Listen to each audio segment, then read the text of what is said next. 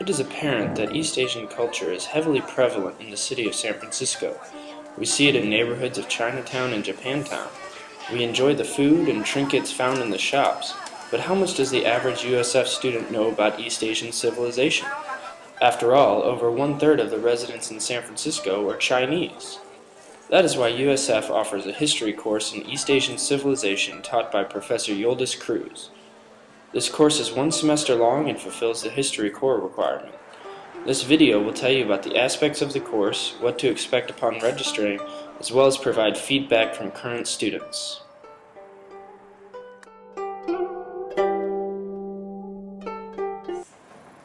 Well, the main aspects of the course are classroom attendance. There's going to be a lot of PowerPoints that people are going to be watching. There's a fair amount of reading. There's going to be the big term paper project, some quizzes, and I usually provide for a lot of extra credit opportunities so people can go to Asian Art Museum or go to certain kinds of events on campus that have to do with East Asia.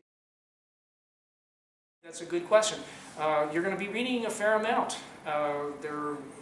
This semester we've had 2 books, but also there are going to be a lot of readings that you can download as PDFs from Blackboard and from eReserves at the library. So there's going to be a fair amount of reading, and then also discussion, classroom discussion. So students are going to be doing a lot of reading and hopefully interacting at their groups, at their group sites at Blackboard.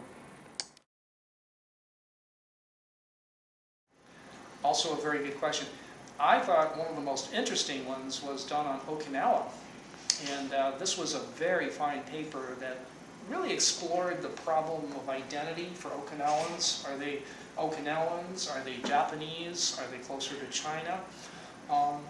And so this is a very contested kind of identity issue for people. But a lot of people wrote things on food, for example, Korean food, the history of Korean food, the history of sushi, for example. A fair number of people wrote about the Japanese economy, how has it grown so quickly. And, so those are some topics. But any topic was, possible. I think they can expect to learn a lot about East Asia, about China, Japan, Korea, and a lot of history, and a lot of things in general about East Asia. I think the other part that I think students will learn is some parts of the historical method. In other words, how do historians think and go about doing what they do? What kind of questions they ask, what kind of sources they use, and they look at origins and development and consequences and things like that.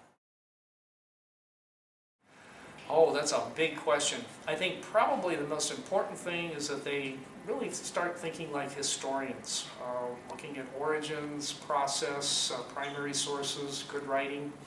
I think that's really what I'm hoping to do.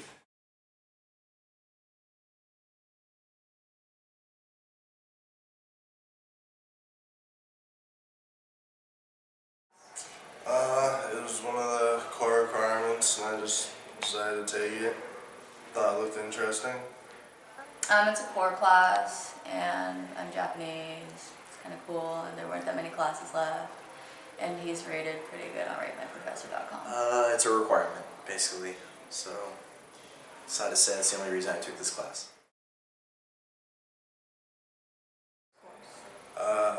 Probably the China module about how they're becoming really powerful and whatnot, stuff like that.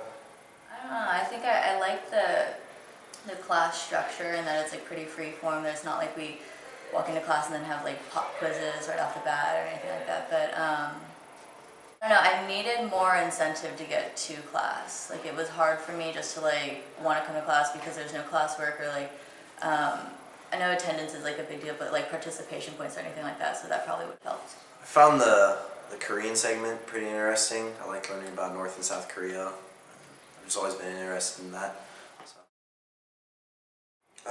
Some of the readings and exams, those were hard because there's a lot of material to cover. Really, the term paper kicked my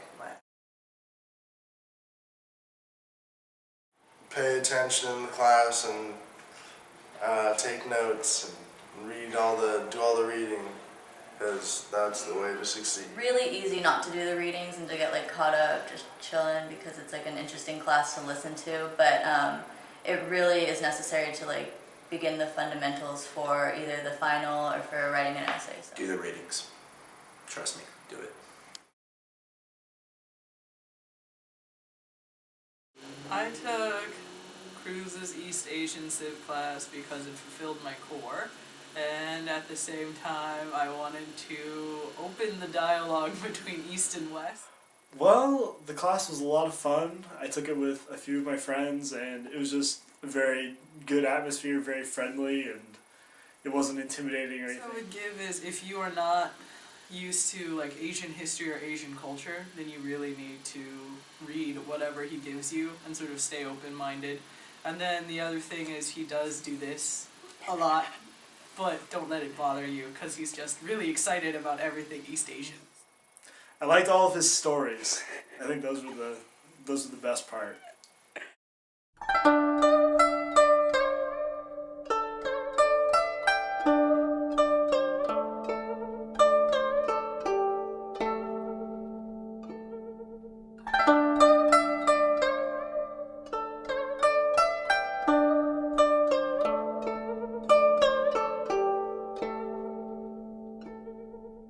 Lại chị cháu